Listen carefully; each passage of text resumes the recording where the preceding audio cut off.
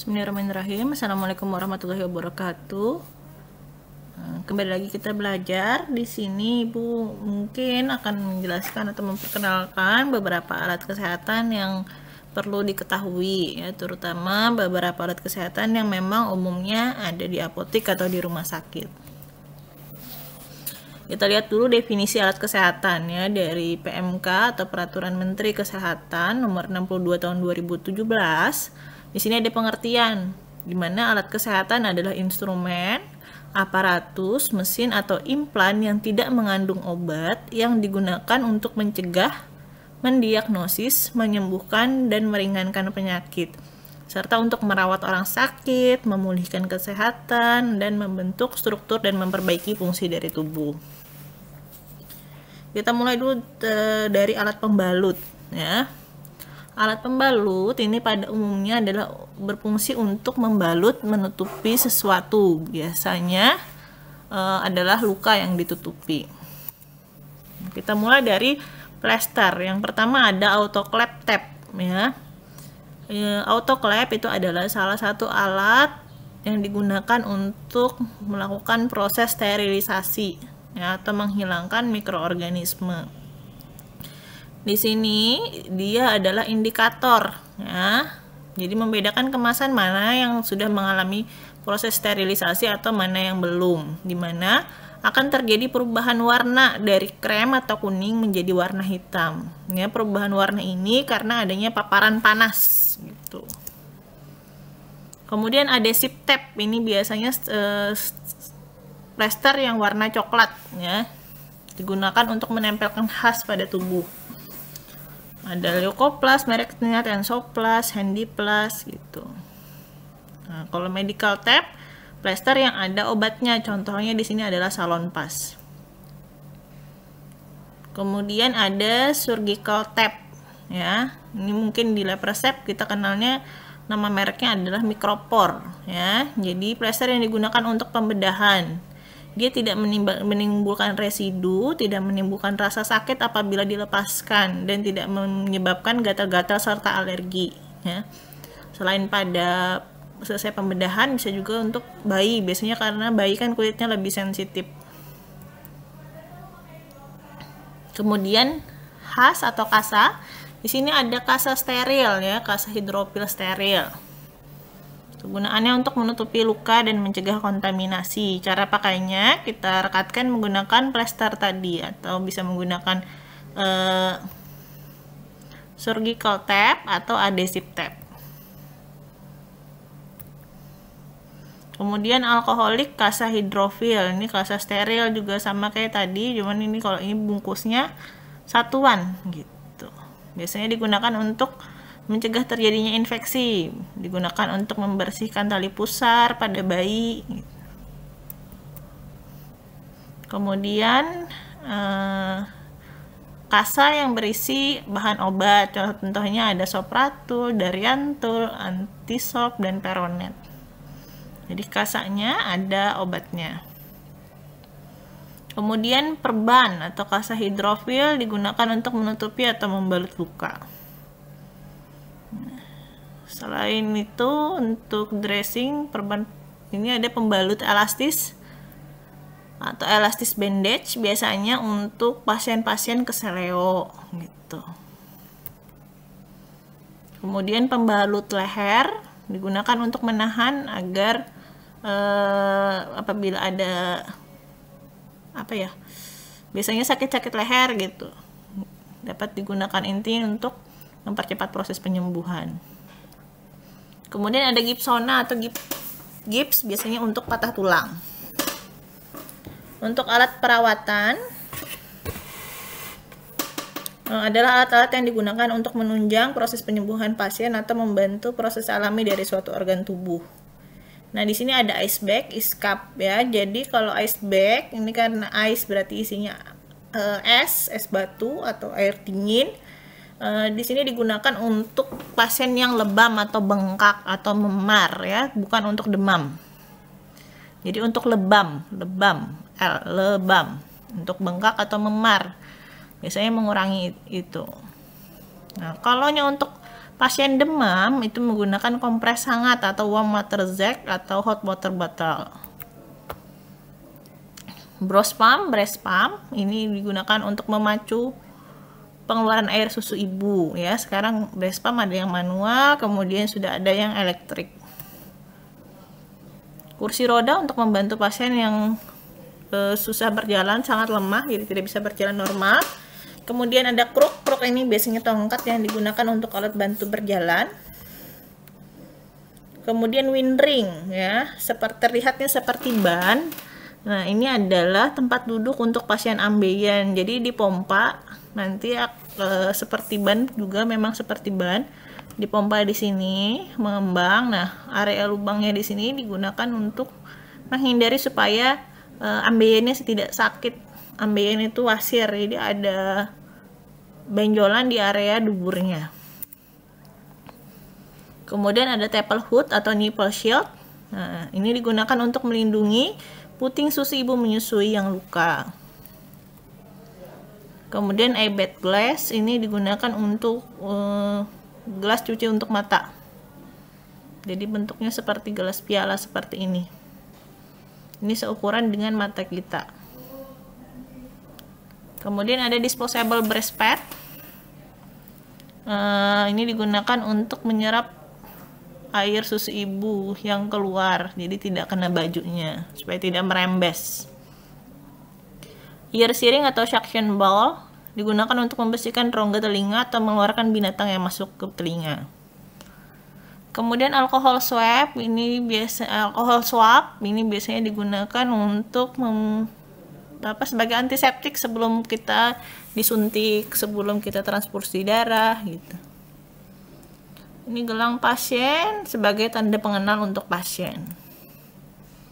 Alat penampungan, jadi menampung untuk hasil-hasil ekskresi pada pasien.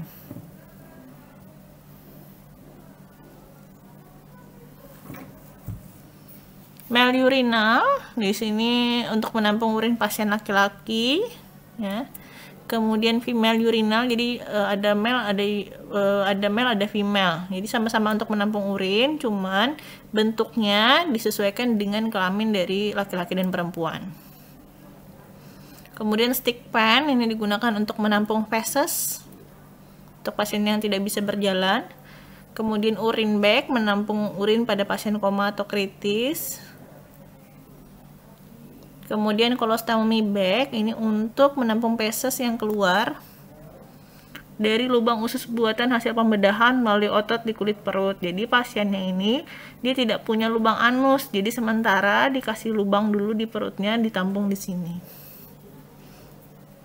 Ini bisa dibuka sesuai dengan ukuran yang diinginkan, diameternya yang mana.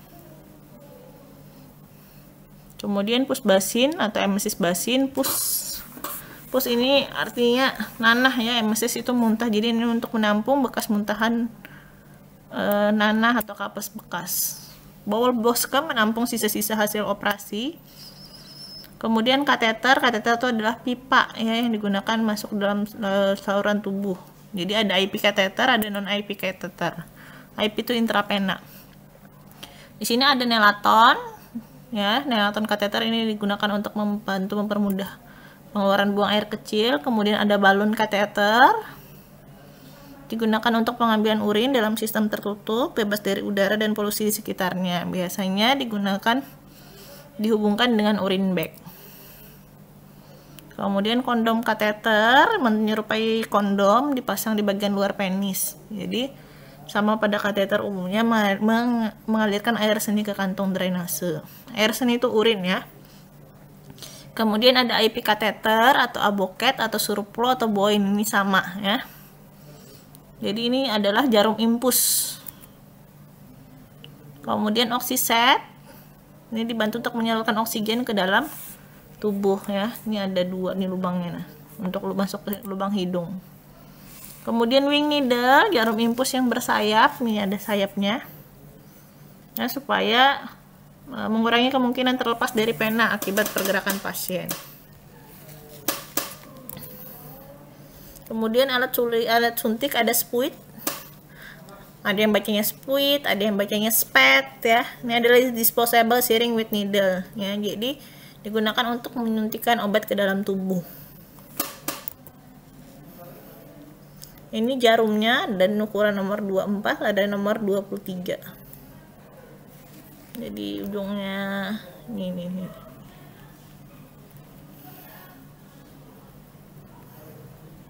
Kemudian ini untuk insulin, biasanya satuannya adalah unit. Insulin itu adalah enzim yang digunakan untuk mengatasi diabetes. Ini adalah pen insulin. Umumnya digunakan untuk mengontrol gula darah pada penderita diabetes. Cara menggunakannya: periksa insulin. Jadi cuci tangan dulu pakai sabun dan air, kemudian buka tutup pennya, kemudian periksa sesuai tidak benar atau tanggalnya kadaluarsa atau tidak. Nah, jangan menyuntikkan insulin dalam keadaan dingin. Tunggu dulu sampai dia lebih hangat. Baru, dan juga gunakan jarum yang baru. Pasang jarum suntik nih. Selalu gunakan jarum steril baru untuk tiap penyuntikan untuk mencegah kontaminasi dan kemungkinan tersumbat. Lepaskan pengaman dari jarum dengan pen dalam satu garis lurus dan tetap lurus ketika dipasangkan. Kita tekan kemudian diputar. Arahkan jarum tombol penyesuaian dosis ke angka 2, jadi disesuaikan. Kemudian lepaskan penutup jarum bagian luar dan simpan karena akan digunakan lagi untuk menutup jarum ketika sudah terpakai setelah penyuntikan selesai dilakukan nih. Pegang pen ke ujung jarum yang mengarah ke atas. Ketuk ringan tempat penyimpanan sehingga gelembung udara menuju ke atas ke arah ujung jarum. Tekan tombol injeksi penyuntikan sampai sepenuhnya masuk ke dalam. Periksa apakah insulin keluar dari ujung jarum. Atur dosis Anda. Pilih dosis yang Anda inginkan dengan cara memutar tombol penyesuaian dosis. Jangan tekan tombol injeksi ketika sedang memutar dosis karena insulin akan keluar. Masukkan jarum ke dalam kulit, suntikan tegak lurus 90 derajat. Suntikan insulin dengan menekan tombol injeksi sepenuhnya nih. Picik. Tetap tekan tombol injeksi dan hitung sampai 10 detik sebelum Anda menarik jarum dari kulit. Hal itu untuk memastikan bahwa dosis sudah penuh masuk. Lepas dan buang jarum. Selalu lepaskan jarum tiap kali melakukan penyuntikan untuk mencegah kontaminasi dan masuknya udara ke dalam tempat penyimpanan insulin. Pasang tutup bagian luar jarum kembali ke jarum dan gunakan melepaskan jarum dari pen. Buanglah jarum ke tempat yang aman, tutup, simpan. Insulin yang belum dibuka harus disimpan di lemari es. Ya, insulin jangan disimpan di freezer. Jadi disimpan di lemari es saja, tidak boleh di freezer.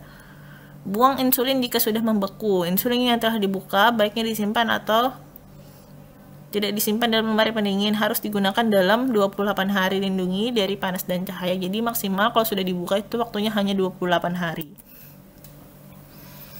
Kemudian tuberkulin. Tuberkulin ini adalah suntikan, biasanya digunakan untuk tes Mantoux untuk menentukan pasiennya TBC atau tidak ya. Ukurannya hanya 1 ml.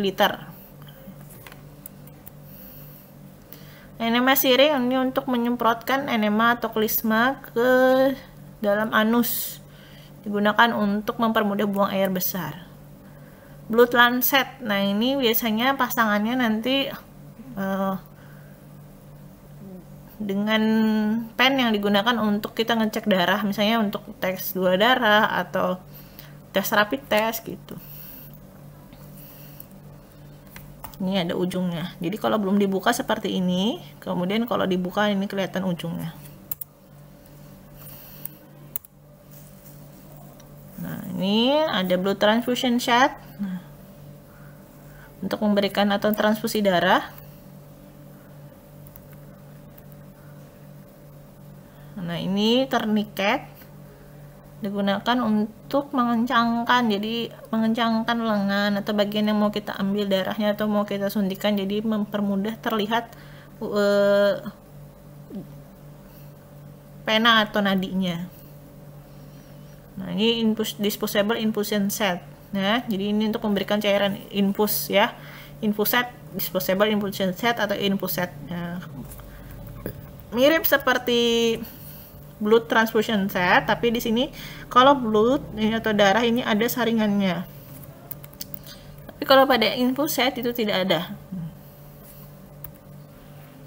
Kemudian maslang, stomach tube atau masonde digunakan untuk mengumpulkan getah dari lambung, membilas, mencuci isi perut, serta pemberian obat-obatan. Nah, ini feeding tube digunakan untuk memberikan makanan. Ya. Ini digunakan untuk menyedot lendir dari trachea bayi yang baru lahir, mukus ekstraktor atau suction catheter. Untuk diagnosis, di sini ada tensimeter. Nah, jangan tertukar antara tensimeter dan stetoskop, ya. Ini tensimeter untuk mengetahui tekanan darah. Nah, ini tensimeter jarum, jadi dipompa, nanti ada jarumnya di sini bergerak.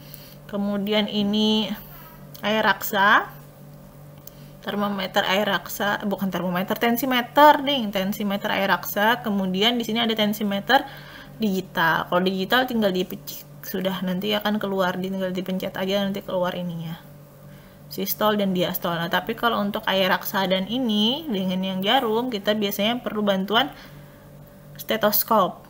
Nah, jadi si dokter atau perawatnya memeriksa menggunakan stetoskop untuk mendengar detak atau denyut nadi. Nah, nanti kita pompa nih di sini. Ketika kita pompa, kemudian kita lepas, kita buka ininya, pompanya. Nanti dia akan, jarumnya ini akan turun. Lalu ini masih berbunyi detak jantungnya. Sampai terakhir, di mana bunyi detak terakhir? Misalnya terakhir berbunyi dep-depnya itu di 120. Maka itu adalah sistolnya atau yang di atas nih 120. Nah, nanti dia akan turun lagi. Sampai nanti ada bunyi lagi. Bunyi dep. Nah, dep pertama itu misalnya di 80, maka tekanan darahnya 120/80. Jadi perlu bantuan stetoskop untuk mendengarnya. Tapi kalau yang sudah lihai, kelihatan aja detaknya di sini, nanti jarumnya ini akan apa ya, kayak ada berhenti sebentar. Biaural, bi itu 2, auriculus itu telinga ya. Jadi menggunakan 2 telinga. Stetoskop pada umumnya. Kemudian ini ada stetoskop janin, biasanya untuk ibu hamil ya. Monoaural, jadi menggunakan 1 telinga. Mono itu 1, aural telinga. Kemudian ini yang tadi ibu bilang, alat untuk tes gula darah ya, jadi glukoDR. Nah, ini mereknya sih glukoDR. Jadi untuk mengetahui gula darahnya berapa. Nah, ini lancing device, jadi pennya tadi disambungkan sama lancetnya. Di slide mana tadi ya? Bentar.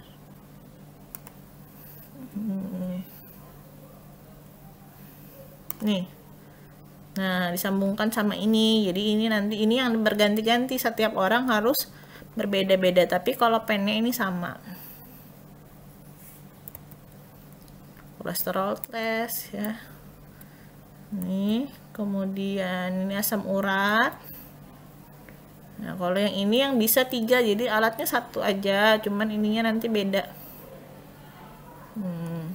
Jadi 1 alat dia bisa ngukur ketiganya. Kemudian tes kehamilan, ini indikator memperkirakan terjadinya kehamilan. Nah, ini macam-macam sih bentuknya, ada yang strip seperti ini, kemudian kayak gini, ya. Ini biasanya dicelup di urin. Kalau yang ini urinnya diteteskan ke sini. Nah, kalau garisnya 2 garis merah ya, bukan 2 garis biru. Kalau 2 garis biru itu film atau film. Ini 2 garis merah. Nah, kalau 2 garis merah seperti ini, maka dia berarti hamil. Nah, tapi kalau nya 1 saja kayak gini, bagian atasnya adalah kontrol. Kalau hanya 1 garis berarti dia tidak hamil, kemungkinan besar tidak hamil. Tapi kalau garis atasnya ini tidak muncul, garis kontrolnya ini tidak muncul, hanya garis bawahnya saja, maka kemungkinan alatnya rusak. Jadi tes aja lagi yang baru, beli tes yang baru lagi. Caranya biasanya kita periksanya itu pada saat kencing pertama di pagi hari, ya, karena kadar HCG-nya tinggi. Jadi pada saat kencing pertama di pagi hari dikumpulkan, kemudian kita rendam stripnya ini sampai batas, ada tulisannya maksimal, biasanya ini garis ini. Jadi tidak boleh lebih dari ini. Kemudian kita tunggu, kita celupkan, tergantung petunjuknya 10 detik, 5 detik, kemudian kita angkat, kita tunggu nanti sampai hasilnya muncul. Baca lagi petunjuknya, apakah di situ hanya misalnya 2 menit baru bisa dibaca, ditunggu sampai 2 menit gitu. Ya, jadi ada batasnya, misalnya kalau 10 menit ada tulisannya tidak berlaku apabila dibacanya lebih dari 10 menit. Jadi misalnya 10 menit itu baru keluar garis bawahnya, lebih baik dites lagi saja untuk memastikan. Karena setelah waktu tersebut biasanya hasilnya kurang akurat. Nah, ini mirip dengan yang tadi, tapi ini tes kehamilan. Kalau ini adalah tes masa subur atau tes ovulasi. Biasanya untuk orang-orang yang sedang berusaha mendapatkan anak gitu. Sama aja caranya, dicelupkan nanti keluar garisnya. Kalau 2 berarti positif. Positif apa? Bukan positif hamil, positif pada hari tersebut si wanita mengalami ovulasi. Jadi sebisa mungkin berhubungan suami istri agar diharapkan bisa hamil gitu. Kalau ini kaca gigi ya, bukan kaca gigi. Biasanya ada di dokter gigi. Mouth mirror atau laryngeal mirror. Biasanya digunakan untuk melihat ke dalam rongga mulut. Tang spatel, alat penekan lidah, tang spatel atau tang depressor. Kemudian ini refleks hammer ya, jadi untuk menguji kemampuan refleks. Biasanya dipukulkan di area lutut. Nah, kemudian bawah sama atasnya ini bisa dibuka nih. Nah, ada jarumnya sama ada berasnya. Percussion hammer untuk mengetahui atau mengecek bagian rongga dada atau punggung. Kemudian serum mindset ini digunakan untuk membersihkan area dalam telinga yang banyak kotorannya. Dan kadang bisa mengeras juga ya. Kaca pembesar atau loop ini untuk melihat benda yang berukuran kecil. Termometer ada macam-macam kan sekarang, termometer digital terutama. Kalau dulu termometer raksa, termometer digital seperti ini, yang ini untuk telinga ya. Kemudian ini untuk bayi di empeng ya, jadikan dodot kayak gitu. Buku Ishihara digunakan untuk mengetahui pasiennya buta warna atau tidak. Silakan lihat ini warnanya, kemudian tebak ini angka berapa. Chart Vision Snellen digunakan untuk memeriksa visus atau ketajaman mata, ya, biasanya untuk mengetahui minus berapa. Timbangan untuk mengukur berat badan. Kalau yang sebelah kiri yang pink tadi untuk bayi. Kemudian EKG, elektrokardiograf. Ini digunakan untuk merekam aktivitas listrik pada jantung. Nah, pulse oximeter untuk mengetahui puls, ini detak jantung, oximeter itu saturasi oksigen. Ini zaman corona juga banyak yang pakai ini. Kemudian ronsen atau sinar X untuk melihat rongga dalam tubuh. Kemudian ultrasonografi melihat rongga dalam tubuh juga, cuman dia berdasarkan gelombang suara gitu. Jadi untuk USG dia tidak menggunakan sinar X atau ronsen, makanya biasanya digunakan pada pemeriksaan kehamilan. CT scan ini digunakan untuk melihat atau menggambarkan bagian dalam kepala atau tengkorak otak. Spekulum, alat yang digunakan untuk melihat bagian dalam rongga tubuh. Nah, vaginal spekulum untuk melihat bagian dalam rongga vagina. Ear spekulum untuk melihat rongga dalam telinga. Nasal spekulum untuk melihat rongga dalam hidung. Alat bedah, ada jarum bedah.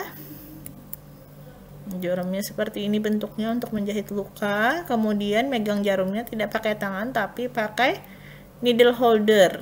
Nah, jadi seperti gunting, tapi di sini ada geriginya. Jadi kayak tang sebenarnya, bukan, lebih kepada tang daripada daripada gunting karena dia tidak memotong. Kemudian benang bedah ada yang benangnya itu diabsorpsi, ada yang tidak diabsorpsi.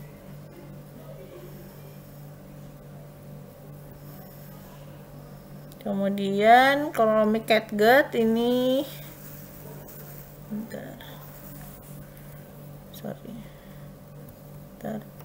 ini benangnya tidak diabsorpsi.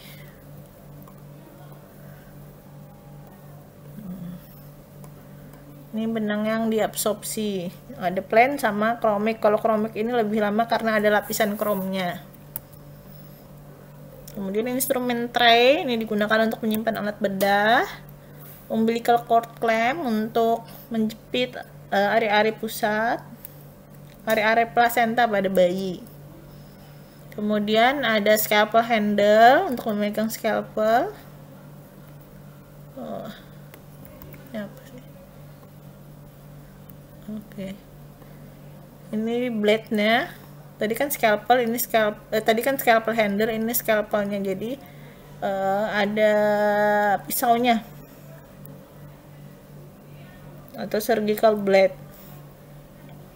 Kemudian ada umbilical cord scissor untuk memotong tali pusat, ada gunting tajam tumpul lurus untuk menggunting jaringan pada saat pembedahan. Ada juga gunting tajam lurus, jadi ujungnya tajam. Kemudian ada uphacking scissors, ini biasanya untuk memotong jahitan benangnya, nih ada kaitannya. Kemudian ada gunting perban, bandage scissors. Ada kuret untuk mengeruk luka kotor atau ulkus kronis, jadi dikeruk pakai itu. Kemudian ada klem. Nah, ini kalau tadi gunting, ini adalah klem. Jadi di sini ada arteri klem untuk menghentikan pendarahan. Jadi dipegang supaya menghentikan pendarahan. Kemudian ada forceps. Ada tisu forceps untuk menjepit jaringan. Kemudian ada pinset anatomis dan ada pinset chirurgis ujungnya. Ini ada geriginya. Ujungnya biasa datar. Nah, kalau pinset chirurgis ujungnya kayak ada kaitannya. Kemudian ada ear forceps, ini untuk mengambil sesuatu di dalam telinga. Kemudian ada peritoneum forceps, jadi ujungnya ada seperti ini untuk menjepit jaringan selaput perut. Nah, untuk dental probes ini digunakan oleh dokter gigi biasanya untuk memeriksa adanya debris atau karies di dalam gigi. Ini juga sering ada di apotik, yaitu ada alat kontrasepsi. Ya, di sini adalah kondom. Kemudian female kondom. Kalau kondom tadi biasanya ukurannya lebih pendek. Ini untuk laki-laki. Kemudian kalau female untuk perempuan, ini ukurannya biasanya lebih lebar. Kemudian ada IUD, alat kontrasepsi, jadi seperti huruf T ini, atau umumnya sering disebutnya spiral. Nih. Gitu. Kemudian APD, di sini ada tutup kepala. Tahu aja sih, berasa sarung tangan, latex. Kemudian yang ini handscoon yang steril, masker, surgical face mask. Masker N95 ya. Kemudian ada alat lab, ini ada objek glass, ada cover glass, biasanya digunakan untuk pemeriksaan menggunakan mikroskop. Binokuler sama monokuler. Nah, ini contohnya penggunaan objek glass. Nih, penggunaan objek glass dan cover glass. Kemudian ini pipet kaca biasa yang kita gunakan di lab. Kemudian ini adalah pipet plastik. Nah, ini adalah pipet drop ya, biasanya untuk bayi. Di sini ada ukurannya 0,1 mili, 0,2 mili gitu. Ini biasanya untuk bayi.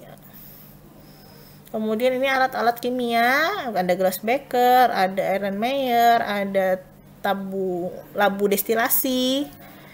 Ini piknometer untuk mengukur bobot jenis atau menghitung bobot jenis. Kemudian ini ada corong hisap Jadi nanti ada penghisapnya di sini nih untuk filtrasi atau filter.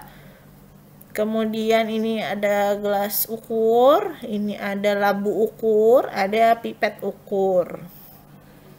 Kemudian ada buret, di sini ada corong pisah dan ada kondensor. Ini tadi labu destilasi, ini buret, ini botol semprot, ini kaca arloji, ini corong, ini vortex. Jadi misalnya ada tabung reaksi kita atau pada saat sterilisasi kita mau mencampur, tinggal ditaruh di sini, nanti dia akan ngocok sendiri, deret gitu. Ini hot plate atau kompor listrik, ini cawan Petri untuk pengujian mikrobiologi, ini Erlenmeyer, ini gelas beker ya, ukur. Kemudian ini kaca arloji, gelas ukur. Kemudian ini adalah desikator. Desikator ini apa ya, alat ini dia kedap udara, jadi untuk barang-barang yang higroskopis bisa disimpan di sini. Tambahan cara penggunaan supo, cuci tangan, kemudian kalau ini suponya masih lembek masukkan dulu dalam kulkas. Nah, kalau sudah dingin baru bisa dipasang. Kemudian buka kemasan, dilumasi dulu menggunakan air lubrikan, jangan menggunakan vaselin. Kemudian pasiennya memiringkan badan, kaki kanannya agak ditekuk, kalau miring ke kiri kaki kanannya agak ditekuk. Kemudian dibantu memasukkan ke dalam, bukan dibantu sih, kemudian dimasukkan oleh orangnya langsung ke dalam duburnya seperti ini. Luruskan lagi, berbaring dulu, jangan langsung berdiri 5 menit ya, kemudian baru cuci tangan. Kemudian kalau ovula, kalau supositoria kan pada dubur, kalau ovula ini pada vagina wanita. Cuci tangan, buka bungkusnya, kemudian apabila pakai aplikator letakkan di sini di aplikatornya. Duduk, kalau tadi berbaring, kalau ini disarankan duduk. Jadi duduk dengan satu tangan menopang tubuh, jadi satu tangan di sini untuk menopang tubuhnya, tangan lain memegang aplikator, kakinya agak ditekuk. Masukkan ujung lancip ovula yang tadi sini dengan bantuan aplikator, kemudian ditekan tombolnya. Kalau tidak ada aplikator maka menggunakan tangan atau telunjuk. Dirapatkan, duduk dulu ya, dirapatkan beberapa detik, duduk dulu sampai kurang lebih 5-10 menit, baru setelah itu dibersihkan tangannya. Tetes mata, cuci tangan, kemudian periksa ujungnya apakah rusak atau tidak. Jangan disentuh ya, karena di sini harusnya steril atau tetap bersih. Kemudian condongkan kepala ke belakang, tarik kelopak bawah matanya. Nah, baru pegang botolnya sedekat mungkin, baru teteskan. Jangan langsung mengedip. Nah, setelah itu kalau sudah baru ditutup matanya. Pijat dengan tangan secara lembut agar cairan merata. Jadi dipijat sedikit. Kemudian kalau ada yang keluar maka dilap pakai tisu. Jika harus misalnya satu mata ini menggunakan 2 tetes mata, maka ditunggu dulu 5 menit baru diteteskan lagi. Kemudian cara menggunakan tetes telinga, pastikan cuci tangan pakai sabun dulu, kemudian bersihkan telinganya. Kemudian dihangatkannya cukup dipegang saja. Kalau misalnya ada kabutnya maka dikocok terlebih dahulu, pastikan tidak rusak. Kemudian miringkan kepala. Jadi kalau mau dikasihkan obat maka telinga sebelah kanannya, misalnya mau dikasihkan obat maka sebelah kanan yang ditaruh di atas. Untuk dewasa, tarik daun telinga ke atas dan ke belakang untuk meluruskan saluran telinganya. Untuk kurang dari 3 tahun, telinganya ke bawah dan ke belakang. Kalau ini kita tarik ke atas, kalau ini tariknya ke bawah. Teteskan sesuai dengan dosis yang ditentukan. Dipertahankan dulu posisinya, jangan langsung miring. Pasang kembali, tutup. Tetes hidung, hembuskan udara melalui hidung, cuci tangan, periksa, pastikan dulu sama seperti yang sebelumnya, memastikan bahwa tidak ada yang rusak. Kemudian jangan disentuh ujungnya. Kemudian miringkan kepala Anda sejauh mungkin ke belakang atau ditengadahkan, ya. Kemudian diteteskan. Tekuk kepala ke arah depan. Gerakan perlahan kiri kanan, tetap dalam posisi ini selama beberapa menit. Cuci tangan lagi. Penggunaan salep mata, pasti membersihkan cuci tangan. Kemudian kepalanya ditengadahkan. Nah, kemudian dioleskan, bukan dioleskan, dikeluarkan salepnya kira-kira 1 cm, kemudian dikedipkan, tutup dulu matanya 1-2 menit. Nah, kalau ada yang keluar maka dibersihkan salepnya, kalau ada yang keluar dari mata. Kemudian penggunaan inhaler, cuci tangan, kemudian kocok terlebih dahulu inhalernya, buka penutup inhaler dan posisi mulut inhaler berada di bawah dan kepala bagian pada di atas nih, di mulutnya. Kocok dulu, kemudian kita belajar bernapas dulu, hembuskan, keluar, hembuskan, tarik, hembuskan, tarik. Nah, hembuskan napas, kemudian area ini ditaruh di mulut, jangan digigit ya. Kemudian bersamaan dengan Anda menarik napas, tekan bagian atas inhaler dengan telunjuk Anda dan hisap obat dengan perlahan. Jadi ini pada saat bernapas picik langsung. Tahan napas selama 10 detik, kemudian bernapaslah seperti biasa. Kalau lebih dari 1 kali hisapan resepnya, maka dapat diulangi ya setelah 30 detik. Kemudian baru kumur-kumur. Jangan diminum hasil kumurannya tadi. Inhaler juga untuk pribadi ya, tidak boleh digunakan bersamaan atau bergantian dengan orang lain. Kemudian istilah-istilah yang perlu diperhatikan, contohnya adalah high alert.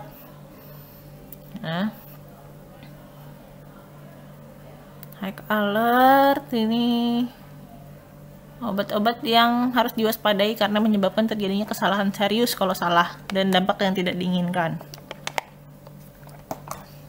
Contoh-contoh high alert. Kemudian ada lasa, look alike, sound alike. Jadi obat yang bisa namanya mirip atau bentuknya mirip atau pengucapannya mirip gitu, harus selalu diperhatikan supaya tidak terjadi kesalahan. Nah, kemudian ini juga penting, meskipun remeh-temeh tapi penting, yaitu cara menggunting obat ya. Nah, di sini terlihat ada garisnya ya. Jadi guntinglah obat ini sesuai dengan garis, jangan sampai di luar pada garis dan bahkan sampai membuka obatnya ini jadi terbuka. Nah, guntingnya di sini, harusnya di sini kan ada garisnya. Nah, nih gunting di sini. Ini yang genap, misalnya dimintanya 4 tablet, berarti gunting sini, atau misalnya 2 tablet gunting sini. Sebisa mungkin yang ada tulisan expired date-nya itu ditinggal di apotek. Nah, kalau ganjil bagaimana? Kalau tadi kan tinggal potong kayak gitu. Kalau ganjil jangan misalnya 5 langsung dipotong 5 kayak gini ya, tapi bersegi. Nah, kayak gitu 5-nya motongnya, jangan langsung dipotong tengah-tengah seret gitu 5 bujur. Jadi 5 sama-sama 5 tapi tidak elok, dan biasanya untuk expiry date-nya jadi malah terpotong. Nah, jadi sebaiknya motongnya seperti ini ya. Itu materi alkes. Terima kasih. Wassalamualaikum warahmatullahi wabarakatuh.